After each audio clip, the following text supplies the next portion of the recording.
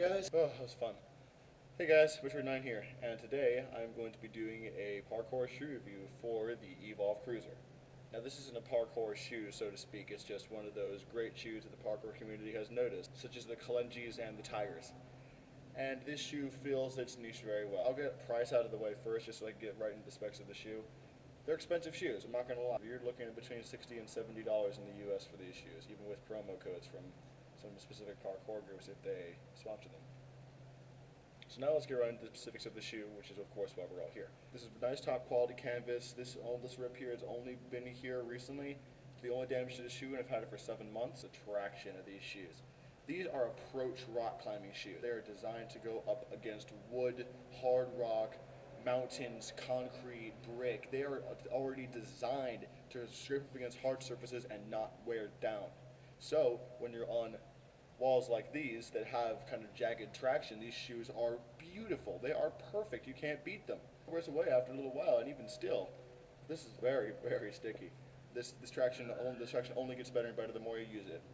Of course, as with most shoes with high friction rubber, rail precisions are dangerous, to say the least, in these shoes right here. Because of all these little nodes in the bottom, especially when you first get these shoes and this part hasn't been worn down yet, you're going to be like slipping on your rail precisions. I smashed my shin twice and got a really nice scar. Don't let that discourage you though. These shoes, I still recommend these shoes to anybody. And one thing you might guys have already noticed is that there's this huge toe ram right here for when you're rock climbing to be able to put up into little crevices in the wall and not destroy your toes. That's all good, but for parkour, the only advantage to that is if you're first learning crane leaps and you keep smashing your other foot into the wall like this. This will cushion you a bit from that, but of course you should already be landing your crane leaps like this with the other foot. So these shoes can cushion some bad technique with that, but there's another thing they don't have. That's cushioning. They are very minimalist shoes, which is part of the reason why I like them so much. I like to wear minimalist parkour shoes as much as possible, because they provide the most natural movement, and it means that no matter what shoe you put on after a minimalist shoe, you'll be able to do parkour in it, ideally. When you are first using these shoes, if you have never used minimalist shoes before, don't take big landings. Don't take those big 6, 7, 8 foot landings like you usually do.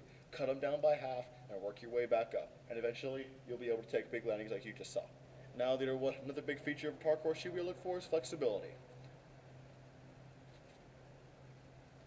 Yeah, they have a double tongue. Like all rock climbing shoes, double tongues are there to make it so that when you're climbing a wall, your tongue isn't going to slide to one side of the foot and another, which is a big problem with I've had it with a couple pairs of shoes in the past, specifically the Puma Vesta runners. That tongue slid to the side. I had to readjust it because the lace was digging into my foot and it hurt like hell.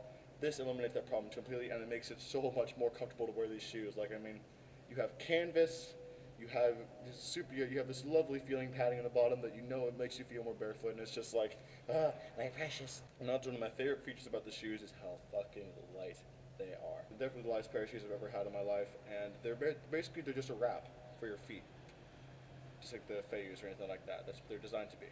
So I would heavily recommend these shoes to anybody as a good transition shoe from going from running shoes to barefoot, because these have a little bit of padding to make it so that you're not crushing yourself against fucking glass all the time. But they have a little padding so that it will actually teach you proper technique. No heel drop, same padding for the whole shoe, and especially after you wear it down, there is no padding here, and all the foot anymore, there's no padding there anymore. But with that being said, I will give these shoes a solid 10 out of 10, 100 out of 100, 1 over 0. Oh fuck, I destroyed calculus. Anyway, I'll see you guys next video. I gotta get back to training.